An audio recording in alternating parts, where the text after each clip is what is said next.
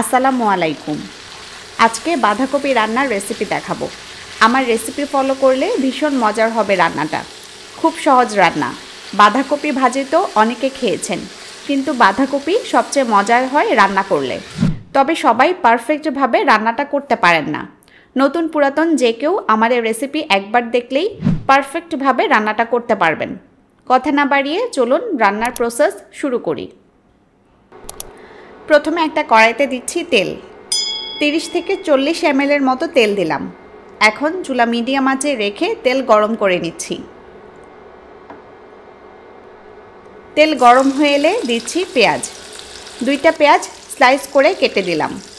এবার নেড়ে নেড়ে পেঁয়াজ 1-2 মিনিট ভেজে নিব। বাঁধাকপি ভাজি করার একটা রেসিপি অলরেডি আমার চ্যানেলে দেওয়া আছে।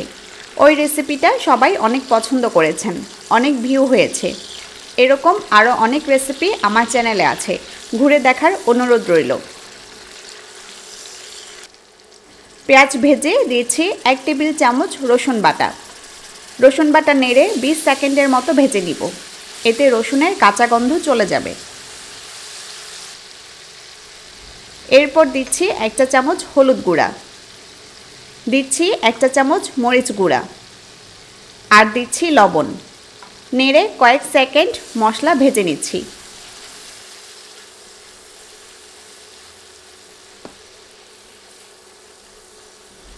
মশলা 20 সেকেন্ড ভেজে এখন পানি দিচ্ছি। সামান্য পানি দিতে হবে যাতে মশলাগুলো পুড়ে না যায়। পানি দিয়ে মশলাগুলো কিছুক্ষণ কষিয়ে নেব।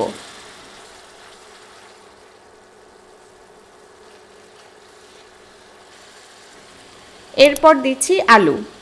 2টা আলু ছোট ছোট ও পাতলা পাতলা করে কেটেছি যাতে দ্রুত সেদ্ধ হয়ে যায়। আলু নেড়ে মিশিয়ে দিচ্ছি। নেড়ে মিশিয়ে এখন ঢেকে দিয়ে আলুগুলো রান্না করব।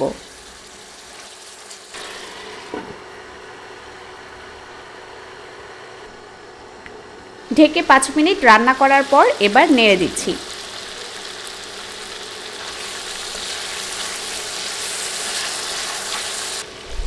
এরপর দিব বাঁধাকপি। একটা বাঁধাকপির অর্ধেক এভাবে কেটে নিয়েছি। আপনারা চাইলে যে কোনোভাবে কেটে নিতে পারেন, সমস্যা হবে না। বাঁধাকপিগুলো দিয়ে দিচ্ছি।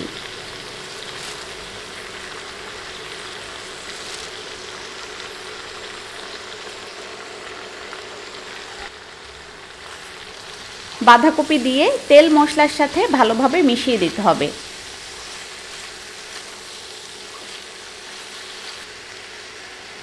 ভালোভাবে নেড়ে মিশিয়ে দেওয়া হয়ে গেলে এবার পানি দিচ্ছি। বেশি পানি দেওয়া যাবে না, 300 ml এর মতো পানি দিলাম।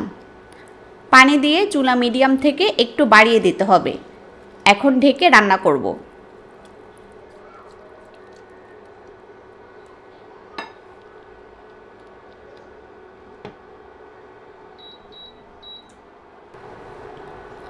ঢেকে 7-8 মিনিটের মতো রান্না করেছি। হালকা নেড়ে দিচ্ছি।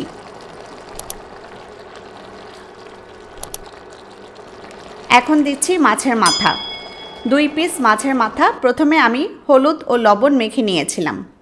এরপর প্যান ভালোভাবে গরম করে তেলে দিয়ে ভেজে নিয়েছিলাম।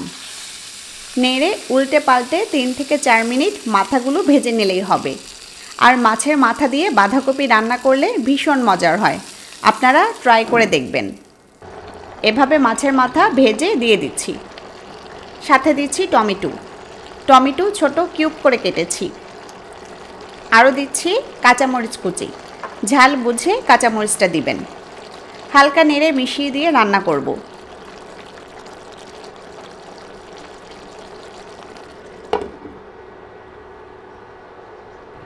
মাথা দিয়ে 5 মিনিট রান্না করার পর ঢাকনা তুলে নেড়ে দিচ্ছি। এখন মাছের মাথাগুলো উল্টে দিচ্ছি। মাছের মাথা উল্টে দিয়ে আবারও নেড়ে ঢেকে দিব।